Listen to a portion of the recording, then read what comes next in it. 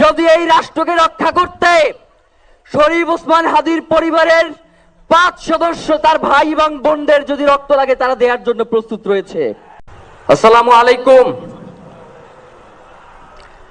আমরা কি এখানে কান্নার জন্য এসেছি? আমরা এখানে কিসের জন্য এসেছি? আমার ভাইয়ের রক্তের বদলা নেওয়ার জন্য আজকে আমরা এই জানাজায় দাঁড়িয়েছি। প্রিয় ভাইয়েরা, আজকে কবি নজরুলের যে বিদ্রোহী দুটো লাইন, যাকে ওসমান হাদি তার আদর্শ মনে করত, আমি চিরবিদ্রোহী বীর, বিশ্ব ছড়ায় উঠিয়াছি একা, চির উন্নত শির। প্রিয় ভাইয়েরা, আপনারা জানেন শরীফ ওসমান হাদিকে 1 সপ্তাহ 168 ঘন্টা আগে গুলি করা হয়েছে। এখন পর্যন্ত কি তার খুনিকে গ্রেফতার করা হয়েছে? সরকারের পক্ষ থেকে এখন পর্যন্ত কি খুনিকে গ্রেফতারের ব্যাপারে আপনাদেরকে আশ্বস্ত করা হয়েছে? তারা কি এখন পর্যন্ত আমাদেরকে জানিয়েছে যে খুনি কোন জায়গায় রয়েছে? আমরা স্পষ্ট মনে করছি যে এখানে খুনি একজন নয়, এখানে পুরো একটা খুনি চক্র কাজ করেছে।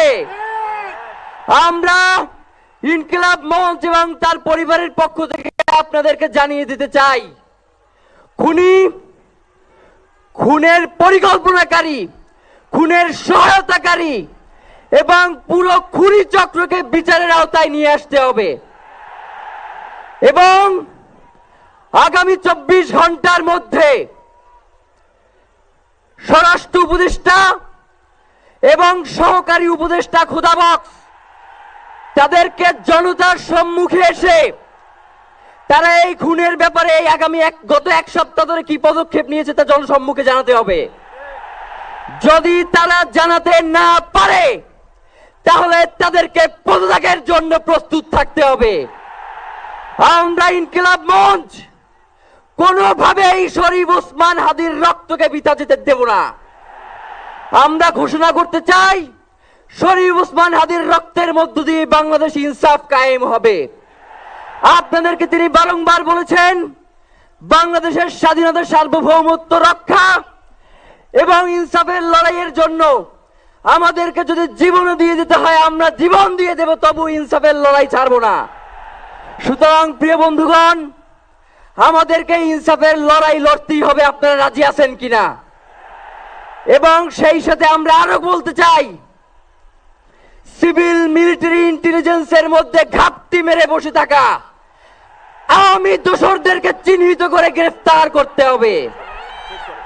প্রিয় সংগ্রামী বন্ধুগণ, শরীফ ওসমান হাদির পরিবারকে জানানো হয়, রাষ্ট্রের পক্ষ থেকে আপনাদেরকে যদি কোনো সুবিধা দরকার হয় আপনারা আমাদেরকে বলবেন।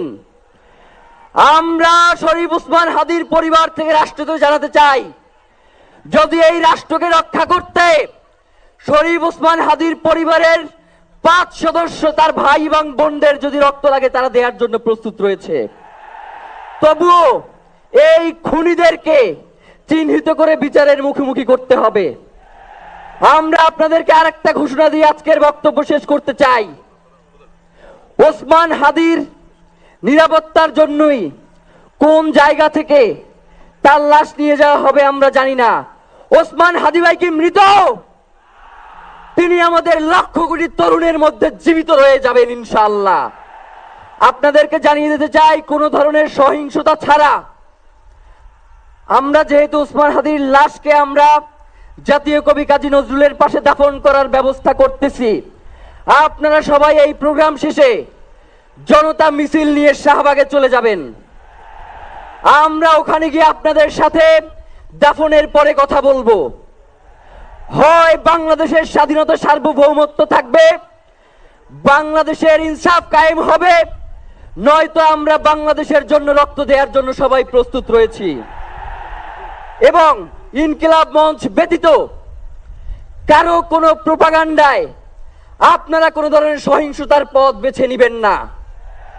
আমরা ইনকিলাব মঞ্চের পক্ষ থেকে আপনাদেরকে জানাবো কখন কি ব্যবস্থা গ্রহণ করতে হবে। আপনাদের সকলকে, এই লক্ষ লক্ষ মানুষকে আজকে শরীফ ওসমান হাদির জন্য যারা এসেছেন, শহীদ শরীফ ওসমান হাদি, তাকে আমরা সবাই দোয়া করব এবং তার যেই লড়াইয়ের পথ, তার যেই সাংস্কৃতিক আন্দোলন, তার যেই আধিপত্যবাদের বিরুদ্ধে লড়াই, আমরা সকলে সেটাকে একসাথে প্রতিহত করব। বাংলাদেশ জিন্দাবাদ, ইনকিলাব জিন্দাবাদ, নারায়ে তাকবীর, নারায়ে তাকবীর। দিল্লি না ঢাকা,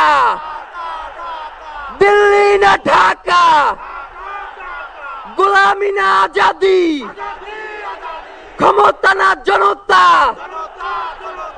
আপোষ না সংগ্রাম, দিল্লি না ঢাকা। আমার ভাই কবরে, খুনি কেন বাহিরে, আমরা সবাই হাদি হব,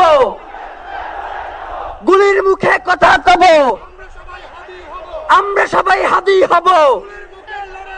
নারায়ে তাকবীর, ইনকিলাব ইনকিলাব, মুজিবাদ মুর্দাবাদ, ইনকিলাব জিন্দাবাদ।